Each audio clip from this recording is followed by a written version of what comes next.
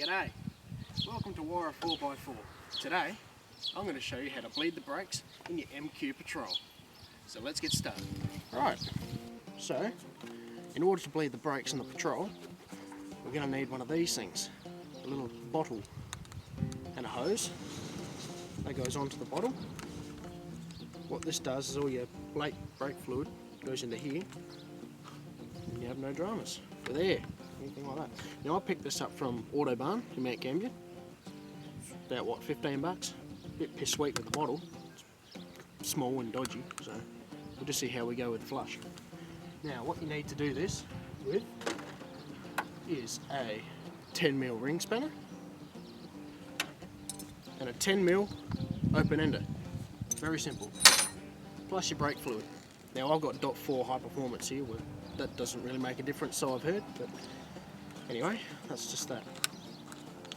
Now, it is critically important that you do not spill the brake fluid on your paint job. Otherwise it's going to ruin the whole damn show. And it's going to make you have a bad day. So what you want to do is get your new brake fluid, unless you have some sort of extraction method to get some out of the Patrol itself.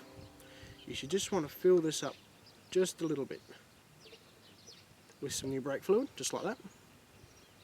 So when you put that new hose in this little gadget, when you screw this down, it's not going to have any air bubbles in there. It's going to blow up when it sucks back all the brake fluid into the brake line. It's not going to suck all the air back into it. That's what you don't want. Okay, under the bonnet of the Patrol, just remove the cap off the brakes and take your little strainer out. If I can get the bastard, there we go. Simply done.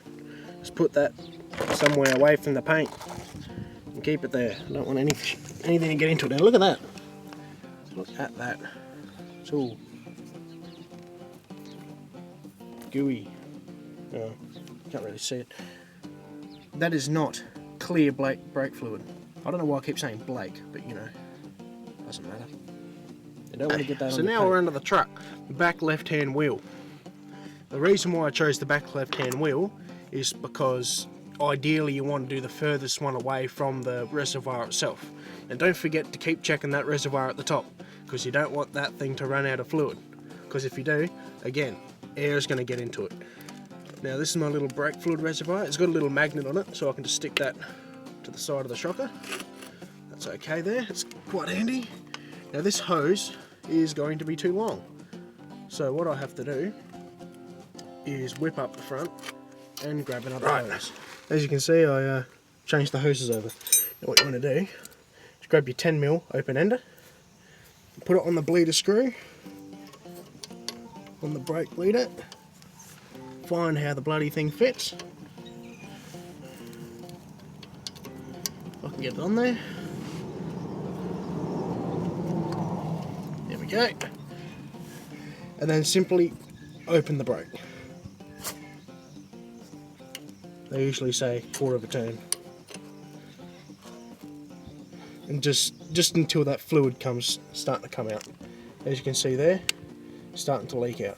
That's all you want. You don't want it to do any more. Now, fingers crossed this is going to work. Now all I need to do now is push my foot onto the brake pedal and pump all that gunk through, making sure that the reservoir is still full. Right. Jump in your bus. Very simply, push your foot on the brake. Right down and pull it up again. And again, right down. And hold it up. Now after you've done that a couple of times, check your reservoir at the top.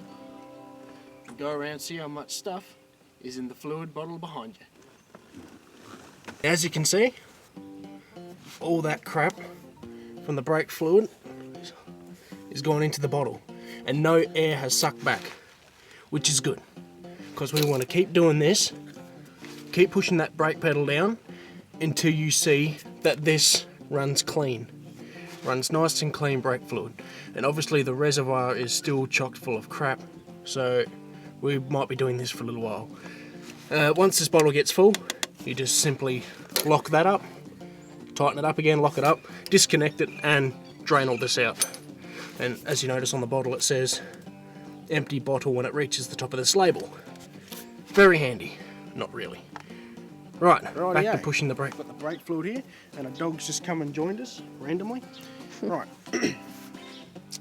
Now, as you see, the reservoir is down just a little bit, not very much. So, I'm going to tip this in here.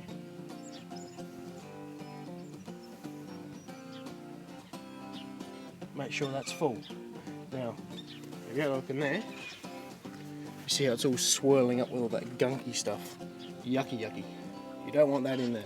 That's why we're doing the flush. Now, why you do the flushes is because this brake fluid really loves water. And when you go driving through water, when you go driving through rain, or, well, especially with these older cars, they're not entirely waterproof. So water gets in there, brake fluid loves water, soaks it up, and yeah, you lose all your brake pressure. That's what happens. That's why you need to flush your brakes all the time. Right, I have to empty that reservoir. Alrighty, I've been pushing the brakes down a little bit further, and we've got that little bottle full. Obviously I went a bit over, but that doesn't matter, not too much. So we're just going to get our 10mm ring spanner, or open ender, in there. Put it on, I can get the bloody thing on there, and lock it up. Make sure that's locked.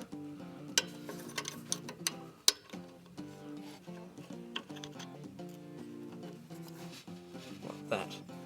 Nice and tight. Now that you've done that, you can disconnect the brake line, which I will do now.